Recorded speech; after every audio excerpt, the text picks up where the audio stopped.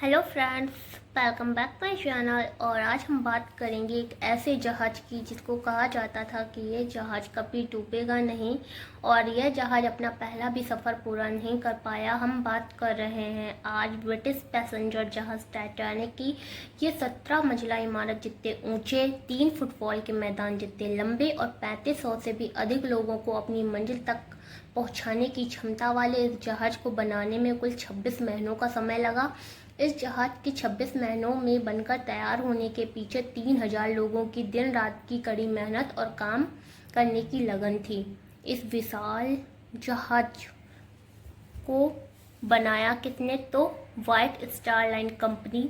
और यहाँ इसका निर्माण कहाँ हुआ? तो हारलैंड एंड वॉल्ट शिपयार्ड में। इसके कप्तान थे एडवर्ड जे स्मिथ और टाइटैनिक के मालिक थे जे ब्रूस। इस टाइटैनिक का वजन था 46,000 टन जितना और इस टाइटैनिक की लंबाई थी 882 फीट। इस टाइटैनिक में स्विमिंग पूल, जिम, मार्केट, बार, सारी सुविधाएं थी। इस टाइटैनिक को चलाने के लिए हर दिन 600 टन कोयले की ज़रूरत पड़ती थी। इस टाइटैनिक को 2 अप्रैल 1912 में पूरी तरह से तैयार कर लिया गया और 10 अप्रैल 1912 को इसने अपनी पहली यात्रा शुरू की। यह इंग्लैंड के साउथहैम्पटन से अपनी पहली यात्रा शुरू करता है।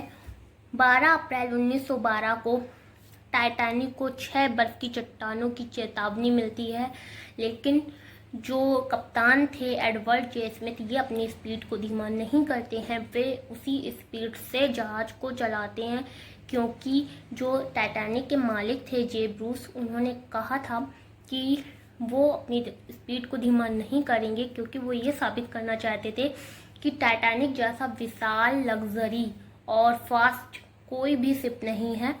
और ये शिप जो था वो 16 वाटर टाइट कंपार्टमेंट में विभाजित था कि अगर कभी 4 कंपार्टमेंट में पानी वगैरह भर जाता है तो ये तब भी तैरता रहेगा।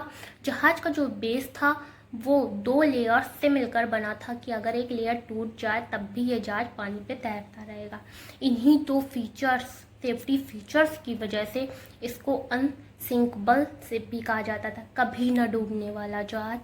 पर ये इसकी बदकिस्मती थी कि ये अपना पहला सफ़र भी सही से पूरा नहीं कर पाया।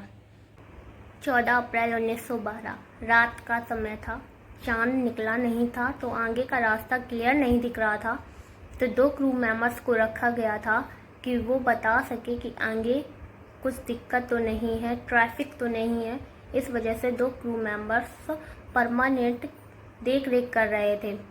तभी उन 2 क्रू मेंबर्स ने देखा कि आगे एक बहुत बड़ा आइसबर्ग है जिससे शिप को नुकसान पहुंच सकता है। उन्होंने तुरंत नीचे क्रू मेंबर्स जो मौजूद थे उनको सूचित किया कि आगे एक बड़ा सा आइसबर्ग है, तो जहाज को लेफ्ट साइड की तरफ मोड़ दिया जाए। पर देर बहुत हो चुकी थी क्योंकि जहाज की स्पीड बहुत तेज़ थी। इस वजह से जब तक कप्तान को बताया गया तब तक जहाज आइसबर्ग से टकरा चुका था। आइसबर्ग से टकराने से जहाज के निचले हिस्से में छेद हो गए जिससे उसके 6 वाटर टाइट कंपार्टमेंट में पानी भर गया। जब 6 वाटर टाइट कंपार्टमेंट में पानी भर गया तो जो उसके कप्तान थे एडवर्ड जे स्मिथ, वो समझ चुके थे कि अब जहाज को डूबने से कोई नहीं बचा सकता। इस वजह से उन्होंने लाइफ बोट द्वारा लोगों को बाहर निकालने की तैयारी चालू कर दी। लाइफ बोट्स बहुत कम थीं क्योंकि जो कंपनी ने निर्माण किया था उनके हिसाब से तो ये जहाज कभी डूबेगा ही नहीं। इसका बहुत प्रचार किया गया था इसी तरह से, तो लोग टेंशन भी नहीं ले रहे थे कि ये जहाज तो डूबेगा ही नहीं जब इस तरह से इसका निर्माण हुआ है। लेकिन लाइफ बोट कम होने के कारण कुछ ही लोगों को बचाया जा सका। उसमें मौजूद कम से कम 1500 लोग होंगे जो उसी जहाज के साथ अटलांटिक महासागर की गोद में समा गए। ये टकराव 11:40 PM पर हुआ और तकरीबन 2:40 AM पर यह जहाज पूरी तरह से डूब चुका था। कहा जाता है कि टाइटैनिक जब अपनी पहली यात्रा शुरू कर रहा था तभी से उसके निचले हिस्से पे आग लगी हुई थी, पर जो टाइटैनिक जहाज के मालिक थे उन्होंने इस पर ध्यान नहीं दिया, क्योंकि टाइटैनिक की सारी टिकट बिक चुकी थी और वो इतना बड़ा घाटा सहने को तैयार नहीं थे।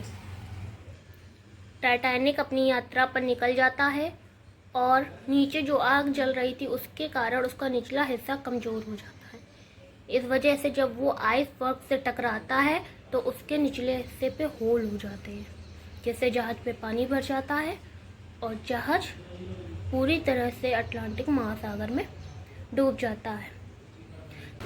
ये थी टाइटैनिक की कहानी। अगर आपको वीडियो पसंद आई हो प्लीज़ लाइक करें, चैनल को सब्सक्राइब करें, वीडियो को शेयर करें अपने फ्रेंड के साथ। Thank you so much, please support me.